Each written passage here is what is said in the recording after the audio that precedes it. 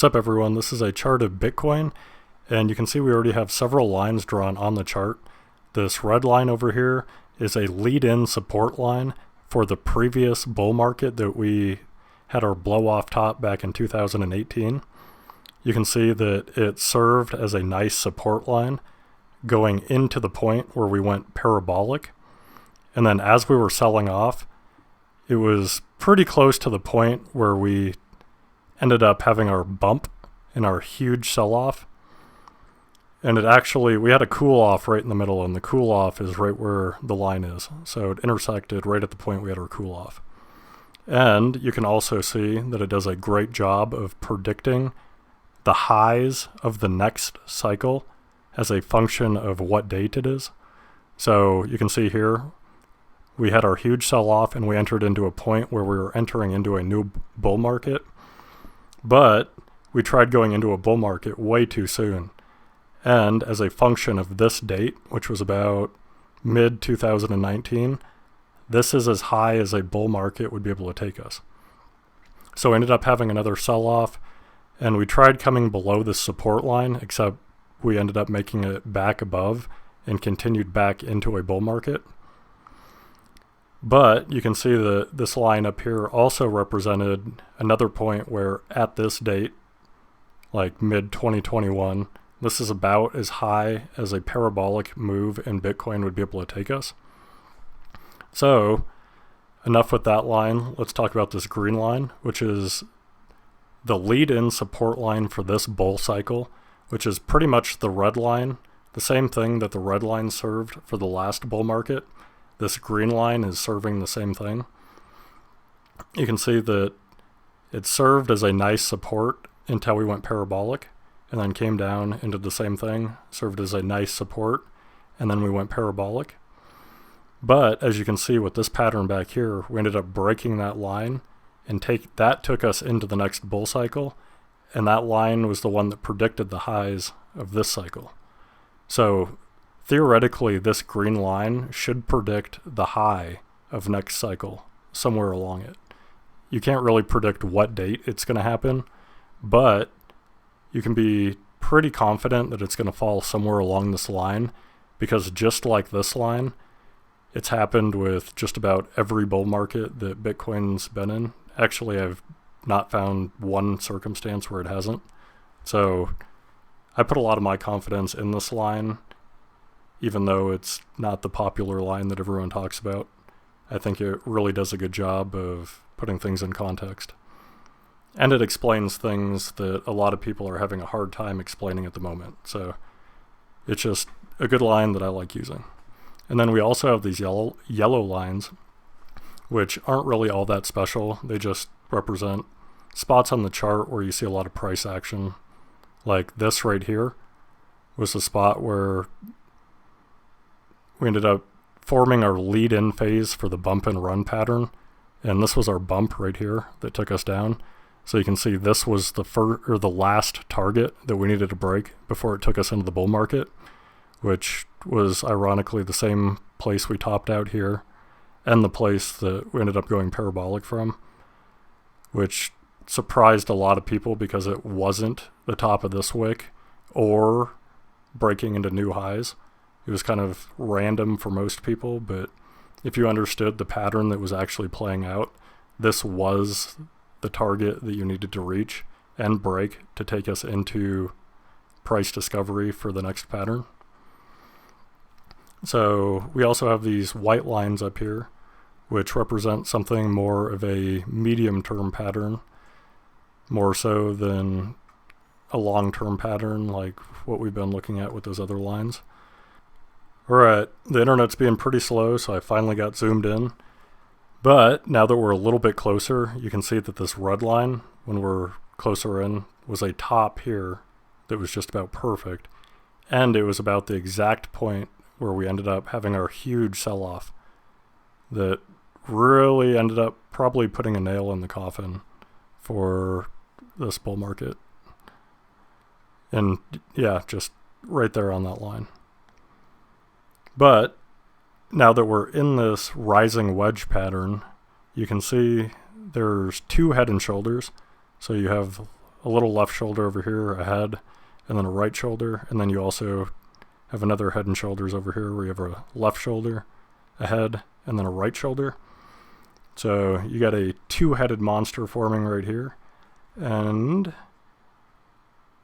we are breaking this rising wedge support line right here that's in white, as you can see, which does suggest that it would probably take us quite a bit lower. And you can see this dotted green line up here represents the shoulder line of this head and shoulders, which is actually right above the support line for the rising wedge. So we ended up breaking both of those lines here recently within the last month. So that definitely suggests a considerable move lower, in my opinion, from these points. So to figure out where this is going to go and what to expect going forward, I would say that this is probably a good time to start talking about entering into the next bear market. And I think we're probably going to start transitioning into the anxiety phase of that bear market. But that doesn't tell us a whole lot about where we're going to be going in the short term. So just looking at this chart, you know, we had a higher high that was made over here, and everyone thought that that was such a great thing. But in reality, that does set us up for a possibility that this could be a bigger head and shoulders pattern. And let's just draw that on the chart just to see what it looks like. That's completely speculation at this point, but I think it's something that certainly could happen. And I think there's going to be some pretty strong support down here around like 30 to 34,000. So if we do drop down there, I think we are going to get a nice little bounce. But I think there's also pretty strong resistance to the upside. So I don't think we're going to end up making it that far back up. So let's see what this big head and shoulders pattern would look like if we ended up getting it. This is going to be the left shoulder, so we're going to anchor it right up here. And then we can bring it down here, anchor that. And then we're going to move on to the head. We can anchor that right up there. And then we'll just assume that it's going to come down. Let's say probably have a pretty big sell-off coming out of both the smaller head and shoulders pattern that made the head and breaking out of this rising wedge pattern. I think technical traders are probably going to be pretty bearish all around because of this. So I think we probably get down to this yellow line pretty quick. And then probably come back up here. And I don't think we make it back up above this rising wedge support again in this bull cycle at least. So I don't know, I think it would probably be a smaller right shoulder where we end up trying to break that green support line we were talking about earlier around the same time that we're trying to break this the big head and shoulders shoulder line. So probably about where that yellow line and green line intersect. So this doesn't have to happen, and there's really nothing that really suggests that this is going to happen at this point in time. But like I was saying, I think with the supports where they are, I think it is definitely something to consider. So let's just say this right head and shoulders makes another head and shoulders over here. A measured move would take us perfectly down to that level right there, which would end up being our big move probably coming out of this bear market. And then because we have that bigger head and shoulders that formed, let's take a measured move for that also. I have no idea where that other yellow line just went, but forget that.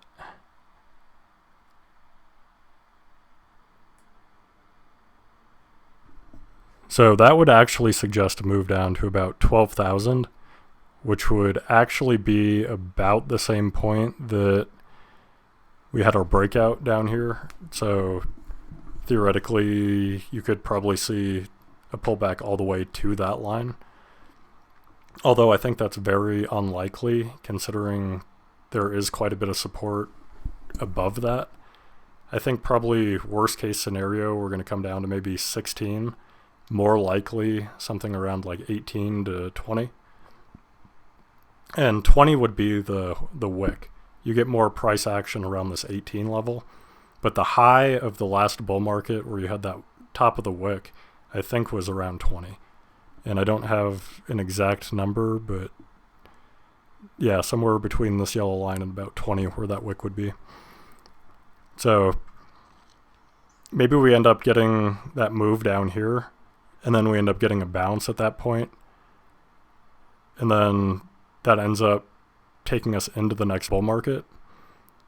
Because at that point, we're probably going to be going into at least like 2023, maybe 2024 out here at these prices, I would suspect at least. And 2024 is when we get the Bitcoin halving and also the presidential election at the end of the year. And both of those are suspected to be correlated with the timing for when Bitcoin decides to go on its bull runs. And more so Bitcoin's halving, but I suspect that as time goes on, people are going to start addressing the elections as having more of an effect on the price of Bitcoin too. Just because that logically makes sense. Right, I just realized we lost that line also, so I replaced it. It's this orange line. So I think we probably end up getting a pullback to this orange line, and maybe we get a bounce, but I think we end up probably cutting through that pretty quick. Just like I was saying, this is two pretty good technical support lines that we just cut through. So I think it's on its way down here. So I'd suspect maybe a bounce around 35,000, but overall targets down here to 3,000, I'd suspect, before we get a big bounce.